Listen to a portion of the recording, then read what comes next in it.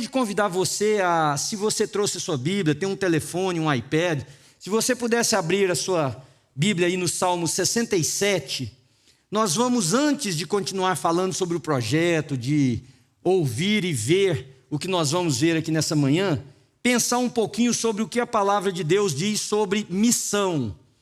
Quando eu digo missão, eu não estou me referindo a um processo missionário ou missiológico, eu me refiro a missão como objetivo. Eu uso a palavra missão aqui como aquele propósito. Então eu queria que você pensasse nesse sentido de propósito, de objetivo. Salmo de número 67, aliás, Salmos, número 67, versículos de 1 a 7, é todo o Salmo. Presta atenção na leitura. O Salmo diz assim: que Deus tenha misericórdia de nós e nos abençoe. Essa é parte, inclusive, daquilo que nós conhecemos como a bênção arônica. Deus tenha misericórdia de nós e nos abençoe, e faça resplandecer o seu rosto sobre nós, para que sejam conhecidos na terra os teus caminhos, a tua salvação entre todas as nações. Louvem-te os povos, ó Deus, louvem-te todos os povos. Exultem e cantem de alegria as nações, pois governas os povos com justiça e guias as nações da terra. Louvem-te os povos, ó Deus, louvem-te todos os povos. Que a terra dê a sua colheita e Deus, o nosso Deus, nos abençoe. Que Deus nos abençoe e o temam todos os confins da terra. Nosso encontro hoje aqui na New Life tem um objetivo muito específico. Nós celebramos a Deus, cantamos, nós louvamos, nós adoramos. E olha, irmãos, eu vou dizer para vocês uma coisa. Quando eu estudava, eu fiz um curso com um professor, e ele é pastor de uma grande igreja, de uma mega igreja, na verdade, e ele disse assim: a adoração, ela é pedagógica. Eu nunca me esqueci desse ensinamento. E, obviamente, ele elaborou sobre o que ele queria dizer, que quando nós estamos adorando a Deus como comunidade, como povo, ao mesmo tempo nós estamos ensinando as pessoas. E aí ele disse que quando você está perto de alguém, vê alguém adorando, aquilo enche seu coração. E eu sempre fico ali atrás, no início do culto, ando no departamento infantil e fico ali. E ver vocês de mãos levantadas adorando a Deus é uma inspiração. Eu queria repartir isso com você, porque assim como eu, que sou pastor há todos esses anos, me sinto tocado. Eu imagino alguém que está vendo pela mídia, ou alguém que está aqui atrás de você, ver suas mãos levantadas, em sinal de rendição ao Criador dos céus e da terra. É uma atitude tão inspiradora, enche o nosso coração. Quando nós celebramos a Deus assim, nós estamos adorando a Deus, mas nós estamos também ensinando as pessoas sobre a adoração a Deus. E hoje, nós nos reunimos por uma causa muito, muito específica dentro desse projeto de adoração, que é falar sobre missões, é falar sobre o envolvimento nosso, conquanto filhos de Deus, na obra que Deus quer realizar na face da terra. É nós pensarmos como que nós podemos levar as pessoas a conhecerem e a adorarem a Deus, conforme o Salmo nos ensinou. Mas ao longo do tempo, ao longo dos anos, eu creio que a grande maioria de nós foi influenciada por um conceito missiológico que é um pouquinho diferente do que a palavra de Deus ensina. Muitos de nós pensam que missões ou missão é você pegar dinheiro e mandar para algum lugar ou para alguma instituição e pronto, está feito missão. Não, a sua contribuição ela é imperativa. Sem a sua, sem a minha, não existe missionários. Sem investimento financeiro, não existe obra missionária, é certo. Mas isso não é o que é realmente fazer missão. Então eu queria aproveitar esses salmos e vou tentar fazer de uma forma bem rapidinha, para nós termos tempo de apresentar o projeto para vocês, desconstruir algumas ideias e ensinar talvez uma ou duas para vocês sobre missão. Presta bem atenção, queridos, nada na Bíblia nos foi dado só para informação, nada. O grande problema da religiosidade é que a gente usa a Bíblia como um compêndio de informações e não como uma carta de transformação. A Bíblia não nos foi dada para informar mais a respeito de Deus, do mundo, das pessoas. A Bíblia foi dada para nos transformar.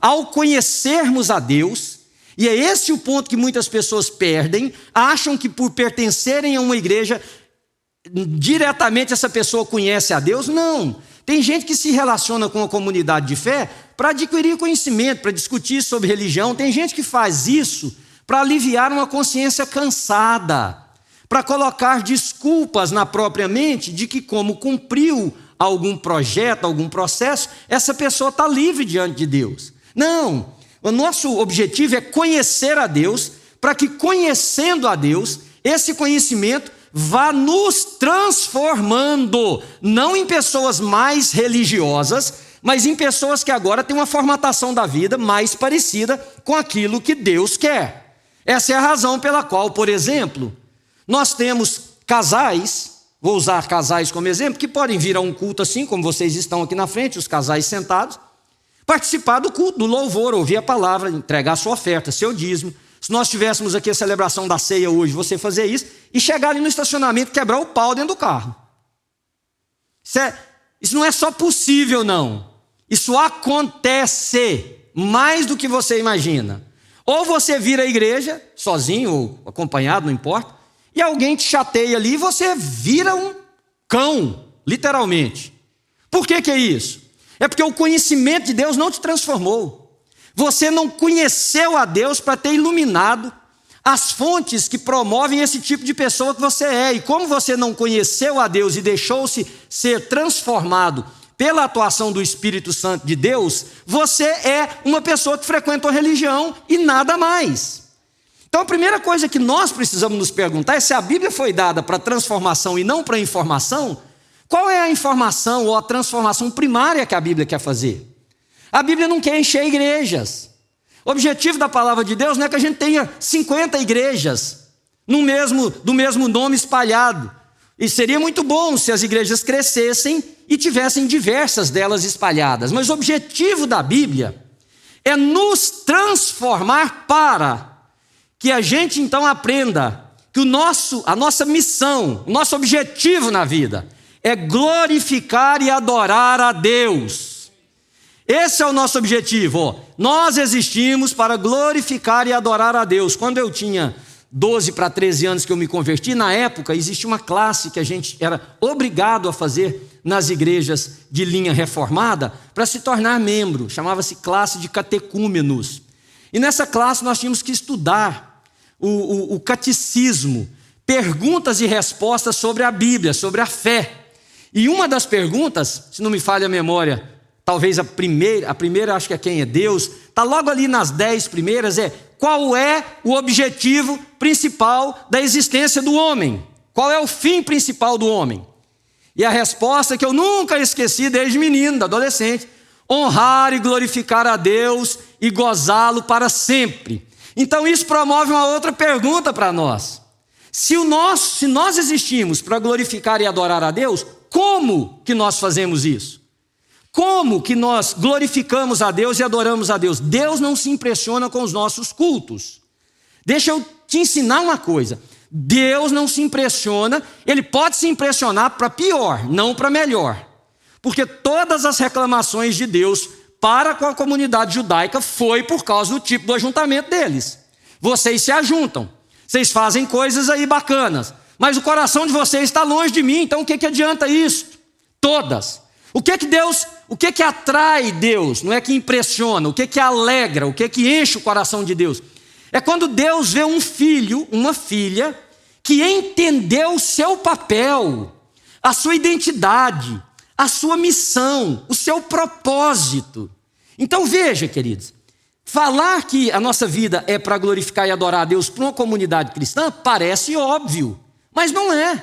Porque existem muitas pessoas que ainda imaginam que adorar a Deus é nós reunirmos um culto, cantarmos canções, darmos dinheiro, fazermos as coisas. Não, isso aí é a expressão da nossa comunhão, porque estamos em Cristo, porque fomos transformados, nós temos uma comunidade que professa, que crê de igual modo, e nós reunimos para edificação, para a gente poder ser ensinado na palavra, para nós podermos ser transformados, mas para nós vivermos assim.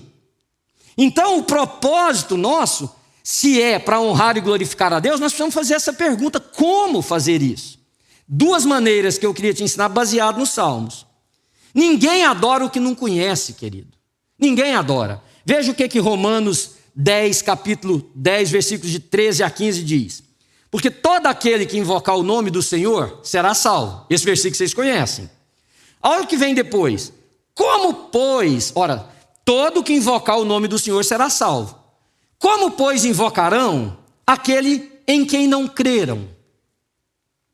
E como crerão naquele de quem não ouviram falar? E como ouvirão se não houver quem pregue? E como pregarão se não forem enviados? Como está escrito: como são belos os pés dos que anunciam as boas novas. Então pronto. Como é que nós podemos glorificar ou levar as pessoas a adorarem a Deus? O evangelho precisa ser pregado. Nós precisamos levar o evangelho de Jesus às pessoas. Só que quando nós falamos disso, voltamos ao ponto inicial. Você pensa, ela pensa que pega um dinheiro, manda para alguém que cumpre esse papel de falar de Jesus para os outros, então nós estamos adorando a Deus. Não, olha, irmãos, a gente divulga o evangelho pregando a palavra, é verdade. Nós divulgamos o evangelho com as nossas vidas. Aliás, eu me atrevo a dizer, correndo o risco de ser criticado por algum amigo meu que estiver assistindo isso, porque eu já tive essas conversas com outros teólogos que disseram: não fala isso, Manuel. Eu creio que a vida fala mais do que a pregação da palavra. Porque quando a palavra é encarnada, as pessoas não estão só ouvindo, elas estão vendo. Eu não estou desmerecendo a pregação da palavra, ela é o centro do nosso papel como cristão. Ela é tudo que nós temos, é a palavra de Deus para ser pregada. Mas a palavra vivida, ela tem um impacto enorme. Então nós divulgamos o evangelho pregando a palavra, nós divulgamos o evangelho com as nossas vidas, mas, irmãos, nós divulgamos o evangelho com as nossas ações e com as nossas intervenções. Com as nossas ações. O que quer dizer isso? Não é que é substitutivo, não, pelo contrário, é um incentivo. O que eu quero dizer? Que como nós cremos em Deus, o Senhor está nos transformando, nós então entendemos o nosso papel, o nosso lugar nesse mundo, que é preparar as pessoas para se encontrarem com o seu Senhor, como nós um dia tivemos essa oportunidade. Então nós temos ações que são muito intencionais, muito pensadas, para levar o evangelho para outros. Só que estas ações, elas não chegam somente na forma de um homem com a Bíblia na mão, pregando o evangelho. Ela chega na forma de uma criança que não tinha casa e agora tem casa. Ela chega na forma de um lugar que as pessoas passam fome e agora chega alimento. Ela chega, por exemplo, na forma de um lugar extremamente árido e que a gente vai lá e abre um poço. É um lugar para as famílias terem sustento. Então o evangelho, ele é pregado também com as mãos. Ele é pregado com o que a gente faz. Ele é pregado com o nosso dinheiro. E quando nós fazemos isso, nós estamos levando as pessoas a reconhecerem Deus como Senhor da vida delas. Porque o que leva uma pessoa a fazer o bem, a não ser o bem que é imputado no coração dessa pessoa para ele amar, quem não vai lhe dar nada, quem não vai trazer nada de retorno, quem não vai ajudar em nada. Mas o que traz glória para o nome de Deus então? É um culto? Não é. O que traz glória para o nome de Deus? Fazer aquilo que Deus ama. Você quer glorificar a Deus com a sua vida? Entenda o que Deus ama e faça isto. Entenda o que Jesus faria e faça o mesmo. Aliás, faça uma pergunta para você. Se Jesus estivesse aqui, esses dias para trás eu perguntei uma mocinha aqui que eu estava conversando com ela dos adolescentes, e ela conversando comigo essa coisa de Jesus, eu falei assim: o que você imagina, de quem você imagina que Jesus estaria cuidando se Jesus estivesse aqui hoje? Você já fez essa pergunta para você? Se o nosso Senhor estivesse aqui hoje, no ano de 2020, o que Jesus estaria fazendo? Eu creio que Jesus estaria pregando a palavra como ele pregou e nós estamos pregando. Onde houvesse oportunidade de ensinar o evangelho, numa praça, numa casa, numa festa, num funeral, não importa, Jesus estaria ensinando o evangelho como nós estamos ensinando. Mas Jesus estaria cuidando de quem sofre, como ele fez. Cuidando de quem tem uma dor no coração que mais ninguém pode cuidar. Jesus estaria dando atenção para aqueles que pecaram e carecem da misericórdia de Deus. Jesus estaria dando atenção para o órfão, para a viúva, para o estrangeiro ou o imigrante, as classes mais fragmentadas daquela época. Jesus estaria fazendo isso, queridos. Jesus não estaria só encastelado numa catedral. Jesus não frequentaria somente os cultos de domingo de uma igreja. Jesus não estaria somente dando dinheiro e ofertas num encontro assim. Jesus estaria fazendo o que ele fez, convivendo com as pessoas, ensinando o evangelho do reino, cuidando daqueles que precisam, levando esperança. Então, se nós queremos agradar a Deus, nós não precisamos reinventar a roda. Basta seguirmos os passos do nosso mestre. Você diz amém para mim? Basta isso. Você quer agradar a Deus? Lembra da mensagem que eu preguei? O que eu darei ao Senhor para que Ele me ouça? Eu sacrificarei o meu próprio filho, darei a Ele ribeiros de azeite, ou sacrificarei todos os meus animais? O que é que Deus espera de mim? E Deus responde: Ele já te disse, ó homem, o que o Senhor espera de ti, está lá em Miqueias capítulo 6, que você pratiques a misericórdia, pratiques a justiça, ames a misericórdia e faça o quê? Ande humildemente com o Senhor teu Deus, faça aquilo que Deus faria. E quando nós fazemos isso, queridos, Deus está sendo glorificado. Nós temos algumas coisas que são boas, mas que por serem mal interpretadas podem se tornar não tão boas. A gente convencionou que o período de adorar a Deus é quando nós estamos cantando. Não tem nada mais longe da realidade do que isso. Nada mais longe. Nós adoramos a Deus também cantando. Mas nós adoramos a Deus agora, ouvindo e repartindo a palavra. Nós adoramos a Deus com respeito e amor um pelo outro. Nós adoramos a Deus com o nosso serviço. Eu passo pelo departamento infantil, pela porta do berçário, eu vejo as irmãs. Aquilo ali é uma adoração a Deus. É gente se desdobrando às vezes porque faltou voluntário. É não sabendo de quem cuida, porque às vezes estão tão poucos se desdobrando. São pessoas que abrem mão de estarem sentados aqui com a gente vários domingos seguidos para poder cuidar de filhos que nem tem, que nem é dele ou dela. Por que eu disse dele? Porque tem homens lá embaixo também ajudando, que não pensam assim, isso é das mulheres. E tem adolescentes, jovenzinhas servindo, que não pensam assim, eu nem casei ainda, eu nem tenho filhos, eu vou cuidar de filhos dos outros, não sei, nem são meus. Tem mulheres que os seus já cresceram, e elas estão lá continuando a cuidar como se tivessem neném delas próprias. Sabe o que está acontecendo? Que não tem música, não tem ninguém com as mãos para cima dizendo glória a Deus, aleluia, mas sabe o que está acontecendo? Deus está sendo adorado. Então nós precisamos entender isso, que nós levamos as pessoas a adorarem a Deus, e nós adoramos e glorificamos a Deus, quando aquilo que a gente faz agrada a Deus, e o que agrada a Deus não é necessariamente as nossas orações, não é a nossa reza, não é a nossa penitência, é que a gente viva parecido com Jesus. Então nós vamos orar como Jesus oraria. Nós vamos viver como Jesus viveria. E nós vamos encarnar como princípio de vida aquilo que foi o que encheu o coração do nosso Senhor. E por último, a nossa missão é transformar. Irmãos, a missão que todos nós temos é de levar pessoas a conhecerem a Deus e adorá-lo. O Salmo diz isso. Agora, presta atenção, a nossa missão é transformar. Olha o que o Salmo diz. Que Deus tenha misericórdia de nós e nos abençoe e faça resplandecer o seu rosto sobre nós. Que versículo maravilhoso, versículo 1 eu acabei de ler. Que Deus tenha misericórdia de nós. Quantos de nós fazem essa oração? Senhor, tem misericórdia de mim.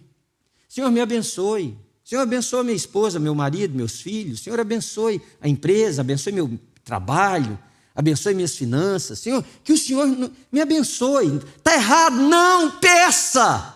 Aliás, no Velho Testamento tem um que, porque pediu, ficou registrado para a posteridade. De uma família enorme, enorme.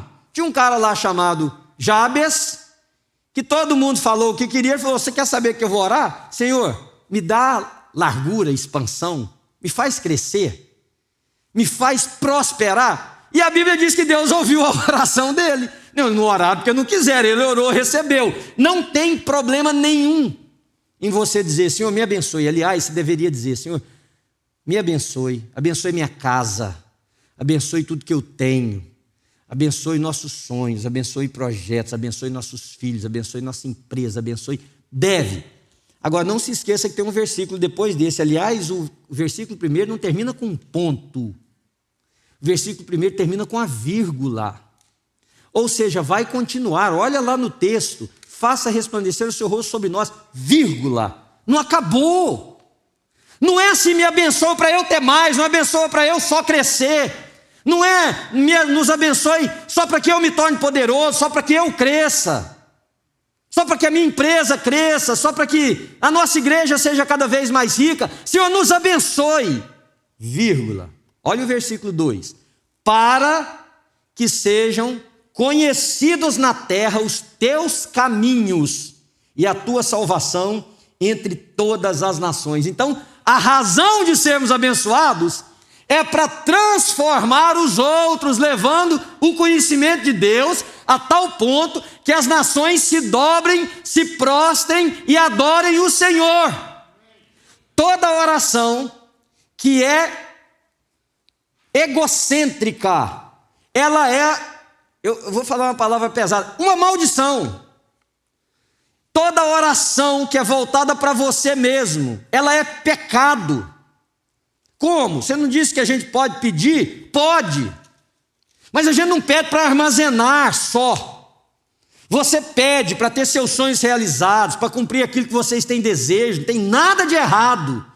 Mas você precisa entender que Deus nos dá para que a gente também dê. Deus nos faz para que nós também sejamos. Deus nos salva para que nós também levemos salvação. Queridos, tem uma dinâmica na Bíblia que, devido ao tempo aqui, eu já vou terminar minha parte, mas eu queria te incentivar a procurar mais.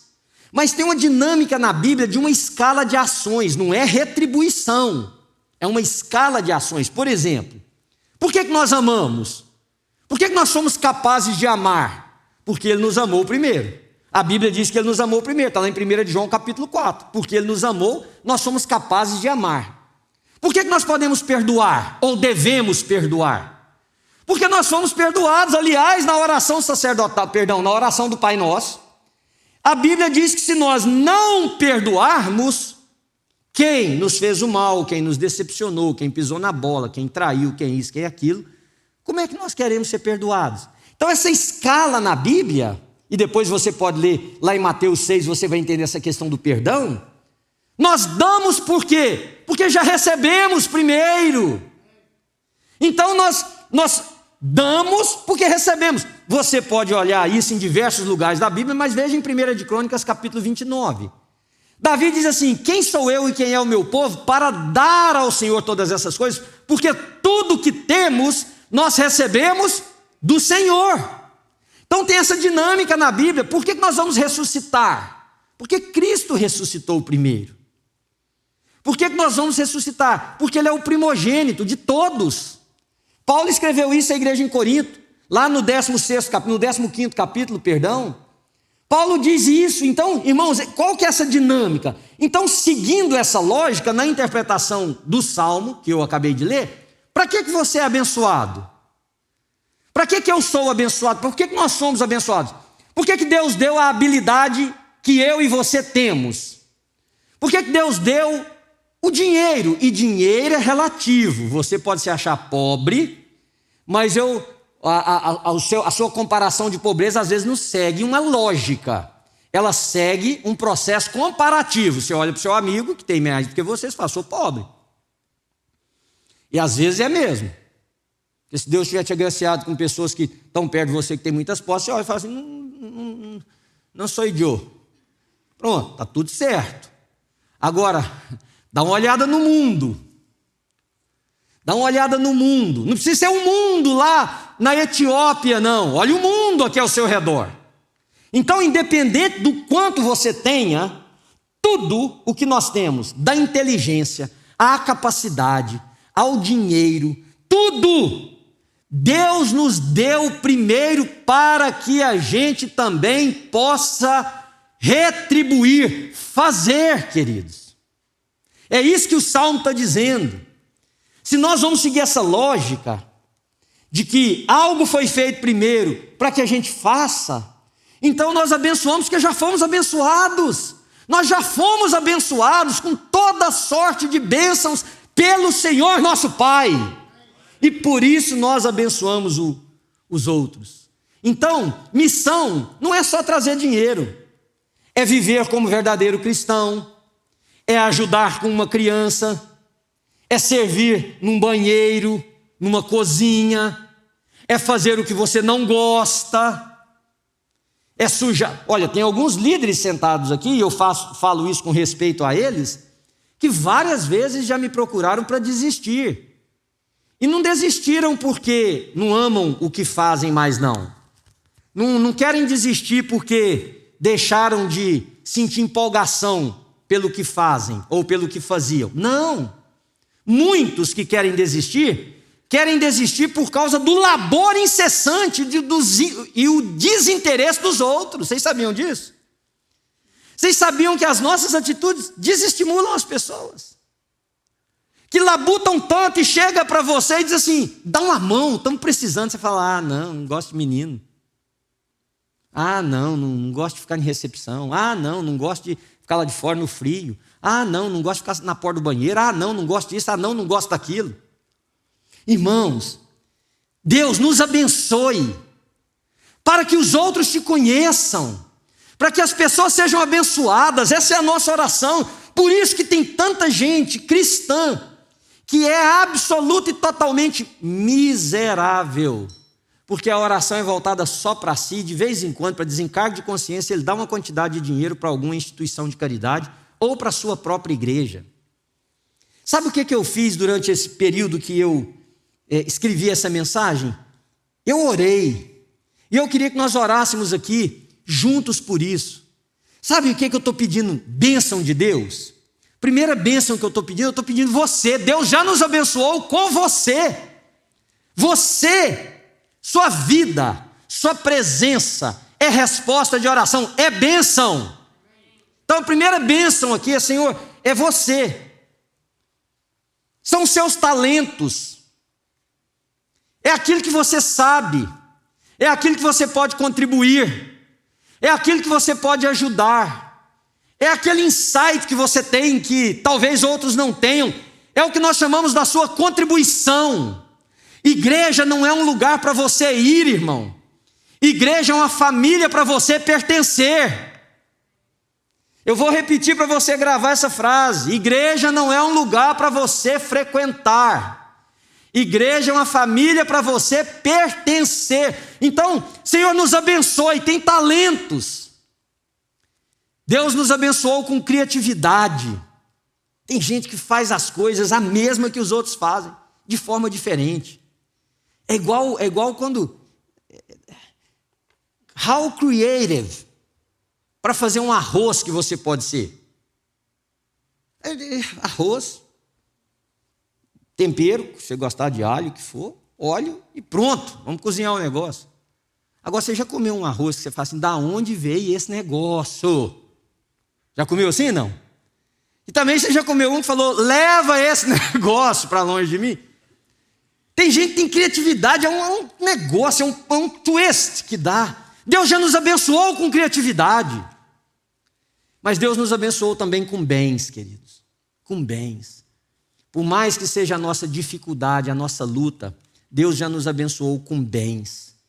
E eu quero fazer essa oração que é uma bênção, que o Senhor nos abençoe e faça resplandecer o seu rosto sobre nós, para que as nações da terra o conheçam, para que as nações da terra o adorem, para que os povos da terra o temam e para que todos saibam que só Jesus é o Senhor.